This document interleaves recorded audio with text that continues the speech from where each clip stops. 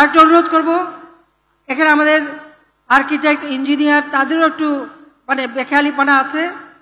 একটা পুকুর দেখলে সেখানে একটা দালান তোলার প্রবণতা, অথচ এই ঢাকা শহর এক সময় খাল পুকুর ভরা ছিল, বাতাসটাও ঠান্ডা থাকতো, এত চমৎকার ছিল। বেশিরভাগ খাল বন্ধ হয়, সেখানে বক্স কালভার্ট করা হয়েছে, নয় বন্ধ করে দালান কোঠা করা হয়েছে। পুকুরগুলি একে একে প্রায় বন্ধ। কাজে এগুলি এখন খালগুলি অনেকগুলি উদ্ধার করা হচ্ছে, কিন্তু দয়া করে যেখানেই যে পরিকল্পনা নেন জলাধারগুলি সংরক্ষণ রাখবেন।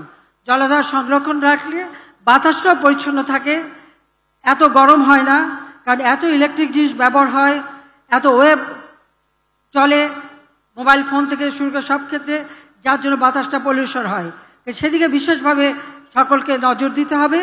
আর যেখানে সেখানে এই একটু জায়গা পেলেই একটা নির্মাণ কাজ, সেটা হবে না, পরিকল্পিতভাবে করতে হবে। যেগুলি হয়ে গেছে কিছু করার নেই, কিন্তু তারপর আমি বলবো পার্কগুলি করা হয় খুব সুন্দর, কিছুদিন পরে দেখা যায় যে সে পার্কে বাচ্চাদের খেলার জিনিস নষ্ট, ময়লা আবর্জনা, আড্ডাখানা অথবা মাদক সেবনের জায়গা হয়ে যায়।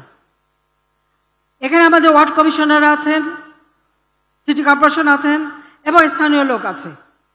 আপনার যার যার এলাকা অবশ্যই আপনাকে দেখতে হবে এই পার্কগুলি যেন এভাবে যথেচ্ছাচার ব্যবহার না হয়, মাদকা সেবনের জায়গা না হয়, আর সেই জায়গাগুলি যেন নষ্ট না হয়।